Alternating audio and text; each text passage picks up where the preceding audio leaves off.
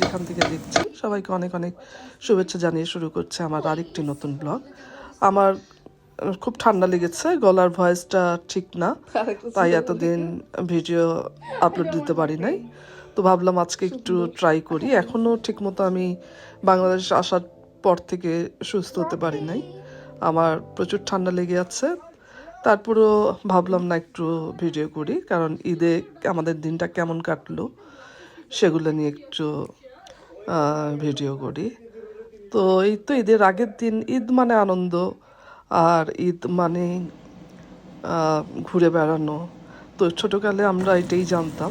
তো বাংলাদেশে যখন আমি ছিলাম তখন ঈদের সময়, ঈদের দিন থেকে ঈদের আগের দিনই আমাদের আনন্দ ছিল বেশি। আমরা হাতে মেহেদি পরতাম, তারপর বিভিন্ন জায়গায় যেতাম ঈদের আগের দিন। মানে ঈদের সারা রাত আমরা জেগেই কাটিয়ে দিতাম ঈদের আগের দিন। আর তারপরে ঈদের দিন তো ছিলই আনন্দ। আর তো এই তো ঈদের দিন আমি এখানে রান্না করে নিয়েছিলাম, আগের দিন রান্নার প্রস্তুতি নিচ্ছিলাম। তো এখানে আমি চিকেন রোস্ট করে নিলাম, আর সাথে চিকেন রোস্টটা অনেক সময় নিয়ে করেছিলাম, কারণ আমার চিকেনটা ভাজতে অনেক সময় লেগে গিয়েছিল। তো আমি ঈদের দিন প্রায় রাত 4টা, 4:30 পর্যন্ত জাগনা, তারপরে আবার 2-1 ঘন্টা হয়তো ঘুমিয়েছি, তারপরেই আবার ঘুম থেকে উঠে পড়েছি।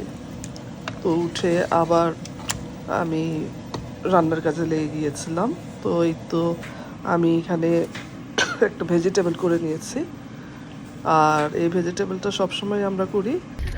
আর আমি তারপরে আরও রান্না করেছিলাম, সেগুলা আর ভিডিও করতে পারি নাই তাড়াহুড়ার জন্য।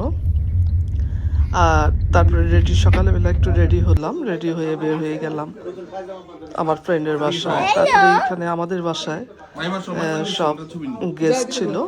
ফ্রেন্ডের বাসা থেকে ফিরে আসার পরে আমার বাসায় অনেক গেস্ট ছিল দুপুরবেলা, তারা অনেকে চলে গিয়েছে। এসে আমাদের দুপুরবেলা এক জায়গায় দাওয়াত ছিল, এখানে না গেলেই না।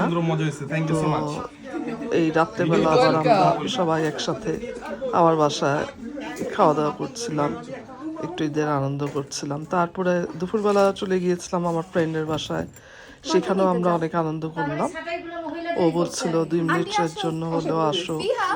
তো সেখানে বাচ্চারা, আমার মেয়ের বান্ধবী, ও চটপটি, আর তারপর আমার জামাই দেখেন কি মজা করে চটপটি খাচ্ছে, তার খুব পছন্দ চটপটি। তো সে খেয়ে যাচ্ছে চটপটি।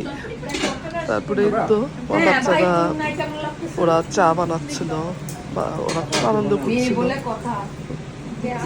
আর আমি দুধ চাটা পছন্দ করি, ওরা দুধ চাও বসে দিয়েছে। আর তারপরে আমরা চলে আসলাম ওদের বাসার থেকে আরেক আপার বাসায়। এই ছিল আমার ঈদের ছোট্ট ব্লগ। আল্লাহ হাফেজ।